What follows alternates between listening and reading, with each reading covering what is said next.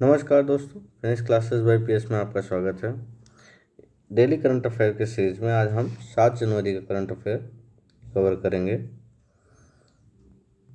जितने नए व्यूवर्स हैं उनके लिए बता दूं कि डिस्क्रिप्शन में टेलीग्राम लिंक दिया हुआ, उसको ज्वाइन कर लीजिए, जिससे आपको सारे के सारे जितने वीडियो क्लासेस हैं उसके आपको पीडीएफ जो है वो फ्री में अवेलेबल हो जाएंगे। साथ ही साथ ये ऑल वनडे एग्ज़ाम्स के लिए है, चाहे वो यूपीएससी से रिलेटेड हो, चाहे वो पीसीएस से रिलेटेड हो, चाहे वो एसएससी सीजीएल से हो, बैंक पे मतलब जिसमें भी करंट से रिलेटेड क्वेश्चन आते हैं उन सब के लिए मोस्ट इम्पोर्टेंट है। ठीक है, और बेस्ड ऑन एमसीक्यू है। आते हैं हम आज के पहले क्वेश्चन पर। पहला क्वेश्चन है, केंद्रीय जल शक्ति मंत्रालय द्वारा तीसरा राष्ट्रीय जल पुरस्कारों की घोषणा की गई, किस राज्य को प्रथम स्थान इसमें दिया गया? तो ये दिया गया है उत्तर प्रदेश राज्य को। इसको उत्तर प्रदेश राज्य को दिया गया है। ठीक, अगर हम पूछे कि राज्य में 3 दिया गया, फर्स्ट सेकंड थर्ड, फर्स्ट में वहाँ यूपी है, सेकंड में पूछे जाए तो सेकंड में राजस्थान को दिया गया है और थर्ड में तमिलनाडु को। इसी में अगर जिला वाइज पूछा कि जिला में सबसे प्रथम पुरस्कार किसको दिया गया है जिला वाइज में, तो जिला में फर्स्ट पे आपका मुजफ्फरनगर है, मुजफ्फरनगर जो यूपी में है। फिर उसके बाद सेकंड पे ज़िले में है शहीद भगत सिंह नगर, शहीद भगत सिंह नगर कहाँ पे है? ये पंजाब में। ठीक, तीसरा है आपका तिरुवनंतपुरम, तिरुवनंतपुरम ये कहाँ पे है? केरला में। ठीक, ये चीज़ें हैं। पर अगर हम बात करें राष्ट्रीय पुरस्कारों की, तो राष्ट्रीय पुरस्कार का जो प्रारंभ किया गया वो 2018 में किया गया। ठीक है, इसमें क्या है, स्टार्टअप के साथ साथ प्रमुख संगठनों की वरिष्ठ नीति निर्माताओं के साथ साथ जुड़ने और इस बात पर विचार विमर्श करने का एक अच्छा अवसर प्रदान किया है कि कैसे सर्वोत्तम जल प्रणाली को इसमें अपनाया जाए। ये कुछ इससे रिलेटेड थे। नेक्स्ट क्वेश्चन है आपका, निम्नलिखित में से किस राज्य में चितरंजन राष्ट्रीय कैंसर के संस्थान के दूसरे परिसर का उद्घाटन किया गया? तो वो है कोलकाता में। अगर पूछ लिया जाए चितरंजन राष्ट्रीय कैंसर संस्थान कहाँ पे है, तो कोलकाता में, जिसका हाल ही में दूसरे परिसर का उद्घाटन किया गया है। नेक्स्ट क्वेश्चन है, रक्षा मंत्री श्री राजनाथ सिंह ने किस देश में निमास द्वारा आयोजित भारत के पहले बहुआयामी साहसिक खेल अभियान में भाग लेने वाली जो टीम है उसका स्वागत किया है? किस देश में किया है? ये फ्रांस में। ठीक, निमास क्या है? पहले हम निमास के फुल फॉर्म जान लेते हैं। निमास क्या है? निमास है नेशनल इंस्टीट्यूट ऑफ माउंटेनिंग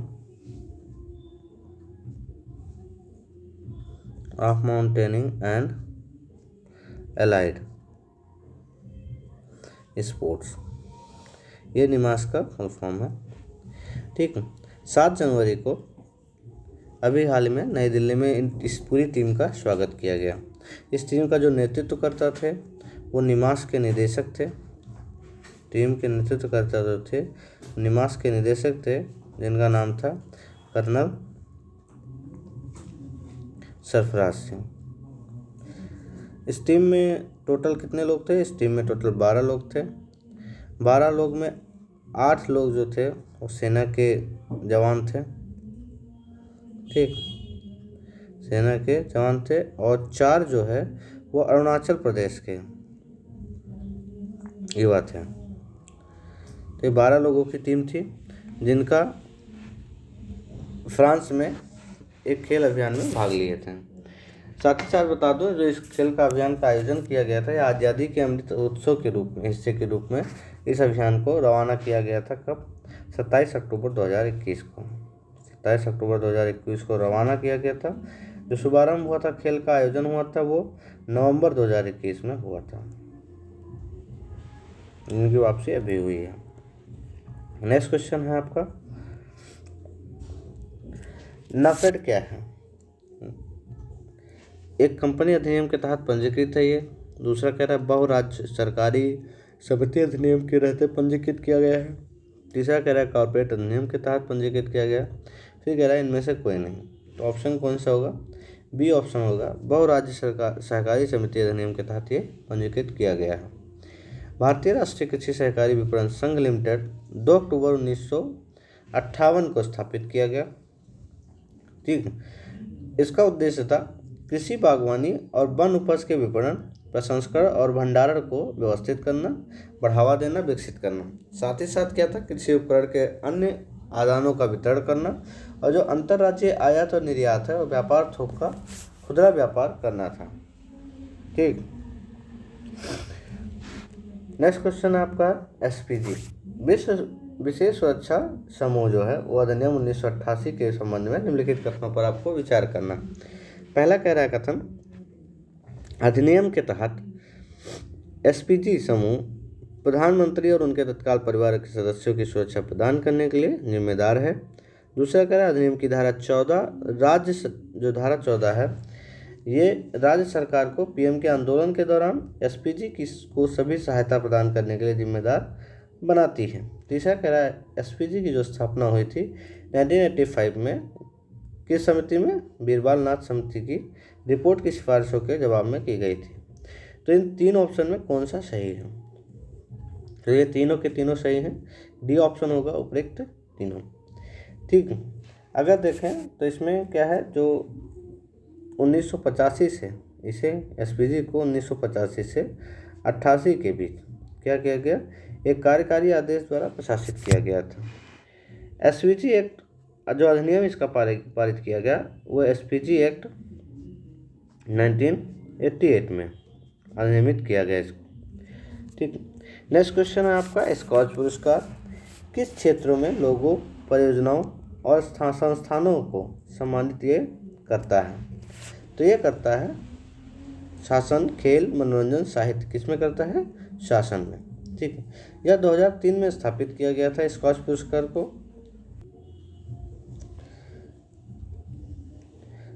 तो स्कॉच पुरस्कार को 2003 में स्थापित किया गया था। ठीक, ऐसे लोगों को सम्मानित करना था जो भारत को एक बेहतर राष्ट्र बनाने के लिए अतिरिक्त प्रयास करते हैं, और इसमें डिजिटल, वित्तीय, सामाजिक समावेशन के सर्वोत्तम प्रयासों को भी इसमें शामिल किया जाता है। तो ये है स्कॉच पुरस्कार।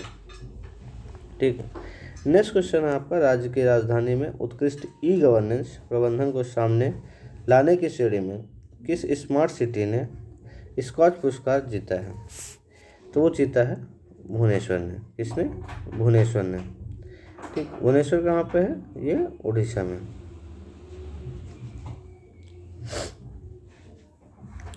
नेक्स्ट क्वेश्चन है आपका वर्ल्ड वाइड वेब के संदर्भ में सही कथन पर विचार करना है। कह रहा है वर्ल्ड वाइड वेब, जिसे आमतौर पर वेब के रूप में जाना जाता है, यह एक सूचना प्रणाली है। दूसरी कह रहा है पहली बार जो इसका उपयोग था वो 1989 में किया गया था। ठीक, तो और कौन सा सही है इसमें? तो सी ऑप्शन इसमें आपका सही है। अगर पूछे इसका आविष्कार किसने किया, तो आविष्कार की बात करें तो आविष्कार जो है 1989 में अंग्रेजी वैज्ञानिक जिम वर्नसे लीने ने किया था। ठीक, नेक्स्ट क्वेश्चन है आपका पाकिस्तान के न्यायिक आयोग ने सुप्रीम कोर्ट के न्यायाधीश के रूप में नियुक्ति के लिए किस महिला जस्टिस के नामांकन को भी हाल ही में मंजूरी दी है? तो ये दिया है किस महिला को? आयशा मलिक को। किसको दिया है? आयशा मलिक को। नेक्स्ट क्वेश्चन है आपका एलन मस्क की कंपनी स्टारलिंक जो है इंडिया के किस प्रमुख ने उस स्टारलिंक से अपने पद से इस्तीफा दे दिया है? तो प्रमुख कौन था? संजय भार्गव थे, जिन्होंने हाल ही में इस्तीफा दे दिया एलन मस्क की जो कंपनी स्टारलिंक थी उससे। नेक्स्ट क्वेश्चन है आपका हाल ही में संयुक्त राष्ट्र सुरक्षा परिषद यूनाइटेड नेशंस सिक्योरिटी काउंसिल जो है उसमें कितने नए अस्थायी सदस्यों का चयन किया गया? तो ये किया गया 5 नए अस्थायी सदस्यों का, जिसमें एक है अल्बानिया, अल्बानिया, ब्राज़ील, गैबान, घाना और यूएई, संयुक्त अरब अमीरात। अल्बानिया इम्पोर्टेंट है क्योंकि ये पहली बार अस्थायी सदस्यों में शामिल हो रहा है। ठीक, पहली बार यूनाइटेड नेशन सिक्योरिटी काउंसिल के अस्थायी सदस्य में शामिल हो रहा है, इसलिए ये इम्पोर्टेंट है। ब्राज़ील 11 बार हो चुका है, गैबान और ये घाना लगभग 3 बार हो चुके हैं, चौथी बार है, और यूएई इसके पहले भी 1 बार हो चुका है। नेक्स्ट क्वेश्चन है, उत्तर प्रदेश सरकार ने मैनपुरी सैनिक स्कूल का नाम किसके नाम पर रखने की घोषणा की? तो ये किया गया है जनरल बिपिन रावत के नाम पे। ये पूर्व क्या थे? पूर्व सीडीएस थे, जिनकी एक दुर्घटना में मौत हुई। दूसरा है कि अगर पूछा जाए वर्तमान सीडीएस कौन है, तो वर्तमान जो सीडीएस आपके हैं जनरल मनोज मुकुंद नरवणे। ठीक, नेक्स्ट क्वेश्चन है, हाल ही में किस देश ने लोगों को ऑनलाइन जासूसी मामले में फेसबुक और गूगल कंपनियों पर 1768 करोड़ रुपए का जुर्माना लगा दिया है? तो किस देश ने किया है ये किया है फ्रांस ने। किसने? फ्रांस ने किया है। नेक्स्ट क्वेश्चन है, हाल ही में किस देश ने एक हाइपरसोनिक मिसाइल का परीक्षण किया? तो वो किया है उत्तर कोरिया ने। नेक्स्ट क्वेश्चन है आपका, किस राज्य सरकार ने हाल ही में बेंगलुरु में राज्य का पहला एलएनजी टर्मिनल स्थापित करने हेतु सिंगापुर स्थित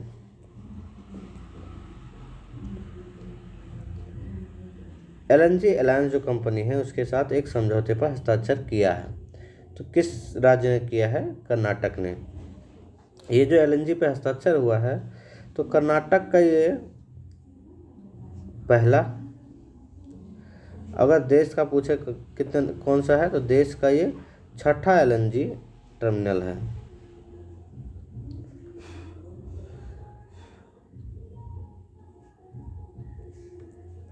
नेक्स्ट क्वेश्चन है, केंद्रीय मंत्री डॉक्टर जितेंद्र सिंह किस शहर में भारत के पहले ओपन रॉक संग्रहालय का उद्घाटन किया? तो ये किया है हैदराबाद में। अब आते हैं कुछ और चीज़ें हैं जिस पे हम चर्चा कर लेते हैं। जैसे राजभाषा अधिनियम की बात करते हैं, राजभाषा अधिनियम 1963 के बारे में। ये क्या है? या किसी राज्य के राज्यपाल को राष्ट्रपति की पूर्व सहमति से जो राज्य का उच्च न्यायालय होता है उसके द्वारा किसी भी निर्णय जो जारी होता है या आदेश जारी होता है उसका प्रयोजन के लिए अंग्रेजी के अलावा एक राज्य की आधिकारिक भाषा हिंदी के उपयोग के लिए अधिकृत करने का अधिकार देता है। ठीक है, फिर क्या कहता है कि यह भी निर्धारित करता है कि किसी भी भाषा में अगर जारी किए गए प्रत्येक निर्णय आदेश के साथ एक अंग्रेजी अनुवाद होना चाहिए। ठीक, भले इस अधिनियम में संवैधानिक प्रावधानों के साथ पढ़ा जाए, लेकिन यह स्पष्ट है कि अंग्रेजी को इसमें क्या किया जाएगा? वरीयता दिया जाएगा। ठीक है, राजभाषा अधिनियम में सर्वोच्च न्यायालय का कोई उल्लेख नहीं है जहां अंग्रेजी ही एकमात्र भाषा है जिसे कार्यवाही की जाती है। ठीक, जगन्नाथ मंदिर के बारे में है। जगन्नाथ मंदिर के बारे में इसलिए क्योंकि अभी हाल ही में जगन्नाथ मंदिर के लिए एक अधिनियम बनाया गया है जिसपे जारी मंजूरी मिल गई है, तो इसलिए जगन्नाथ के बारे में मंदिर के बारे में पढ़ लो कि ये 12वीं शताब्दी में चेद गंगा देव द्वारा, गंगा राजवंश के जो राजा थे उनके द्वारा इसका निर्माण किया गया था। यह इसको यमनिका तीर्थ कहा जाता है। साथ ही साथ हिंदू मान्यताओं के अनुसार जो भगवान जगन्नाथ हैं जिनकी उपस्थिति के कारण पुरी में मृत्यु के देवता यम की शक्ति प्राप्त नहीं होती है। जगन्नाथपुरी में 3 देवता हैं, कृष्ण, बलराम और उनकी बहन सुभद्रा। ठीक, इसको श्वेत हिमालय भी कहा जाता है। यह 4 धाम का एक हिस्सा है। 4 धाम कौन कौन से हैं? बद्रीनाथ, द्वारका, रामेश्वरम और ये जगन्नाथपुरी। मंदिर के 4 द्वार, ठीक है, जिनको अलग अलग देखा जाता है। पूर्व में सिंह द्वार जो 2 झुके हुए सिंहों वाला मुख्य द्वार कहा जाता है। दक्षिणी में अश्व द्वार, पश्चिम में व्याघ्र द्वार और हस्ती द्वार है। प्रवेश द्वार के सामने अरुण स्तंभ, सूर्य स्तंभ है जो मूल रूप से कोणार्क के सूर्य मंदिर में था, उसे यहाँ रखा गया है। नेक्स्ट देखेंगे तो वेब 3.0 क्या है, जिसे हाल ही में लाया गया। तो वेब 3.0 वेब मतलब world wide web, WWW। Web एक प्राकृतिक प्रगति है जहां क्रिप्टो करेंसी और अन्य सेवाएं ब्लॉकचेन वितरित नेटवर्क पर काम करती है। मतलब कहने का तात्पर्य कि अब जो भी सेवाएं होंगी वो ब्लॉकचेन पर आधारित चलेंगी, ठीक है। इसीलिए वेब 3.0 इंटरनेट का जो संस्करण लाया गया है कि जो सेवाएं हैं उन्हें ब्लॉकचेन पे चलाया जाएगा। इसकी काम करने का तरीका जो है और बड़े तरीके से बदलना चाहता है। वेब 3.0 क्या है, अधिक विश्वसनीय होने का वादा करता है और उपयोगकर्ता जो है उनके हाथों में नियंत्रण के साथ विकेंद्रीकृत और काम के लिए समाजीकरण को सक्षम बनाता है। साथ साथ मेटावर्स के माध्यम से खेलता है और इसे सस्ता भुगतान करने में आसान भी बनाता है। इसके पहले जो 2 संस्करण आए थे, वेब 1.0, वेब 2.0, इसमें क्या था, एक साथ संचार करने 1.0 में एक साथ संचार करने और नेटवर्क के प्रबंधन के भार को साझा करने वाले कंप्यूटरों को एक वितरित सेट के रूप में बनाया जाता था, ठीक। उदाहरण के जैसे गूगल नामक एक वेब 1.0 स्टार्टअप के पास भारी ट्रैफिक था लेकिन इसे बुला नहीं सका। 2.0 जो है वो 2001 में गूगल ने एडवर्स विकसित किया, जो एक भुगतान प्रति क्लिक नीलामी आधारित खोज विज्ञापन मॉडल है जो खोज और मुद्रीकरण एल्गोरिदम द्वारा समर्थित है, ठीक है। तो ये चीज़ें हैं जो 2.0 के अंतर्गत आती हैं। प्रधानमंत्री खाद्य प्रसंस्करण उद्यम योजना औपचारिकरण, इसे आत्मनिर्भर अभियान के तहत एक नई केंद्रीकृत परियोजना है जो खाद्य प्रसंस्करण उद्योग के असंगठित क्षेत्र में मौजूदा व्यक्तिगत सूक्ष्म उद्यमों की प्रतिस्पर्धात्मक को बढ़ाने, क्षेत्र की औपचारिकता को बढ़ावा देने, किसान उत्पादक संगठनों, स्वयं सहायता समूहों और जो उत्पादक सहकारी समिति है उनकी संपूर्ण श्रृंखला को सहायता प्रदान करने का इसका एक लक्ष्य है, ठीक है। जिसका क्रियान्वयन है वो 2020-21 से 2024-25 तक किया जाएगा, ठीक। फिर आते हैं हमें सार के बारे में। इस कार्यक्रम के तहत देश के शीर्ष वास्तुशिल्प और नियोजन स्कूलों में 15 स्मार्ट सिटीज मिशन की ऐतिहासिक परियोजनाओं को क्रॉनिकल के लिए एक स्मार्ट सिटीज के साथ सहयोग करेंगे। दूसरा कह रहा है कि प्रकाशन सर्वोत्तम प्रथाओं को क्रॉनिकल करेंगे और छात्रों को जो है वो शहरी विकास में पहल लेने का अवसर देंगे। यह शहरी चिकित्सकों शिक्षाविदों के बीच वास्तविक समय की सूचना के आदान प्रदान की अनुमति है, ठीक। इसको पहली बार भारत में 75 प्रमुख शहरी परियोजनाओं के एक सूची संकलित करना है जो स्मार्ट सिटी मिशन का एक हिस्सा है, ठीक। तो आपसे क्वेश्चन है कि सार का फुल फॉर्म क्या है, जिसे हम नेक्स्ट लेक्चर में बताएंगे, लेकिन आप कमेंट करके इसका आंसर ज़रूर दें। Thank you so much for this session. आज के लिए इतना ही था और प्लीज़ आप लोग सब्सक्राइब, शेयर, कमेंट, लाइक ज़रूर करें। Thank you so much.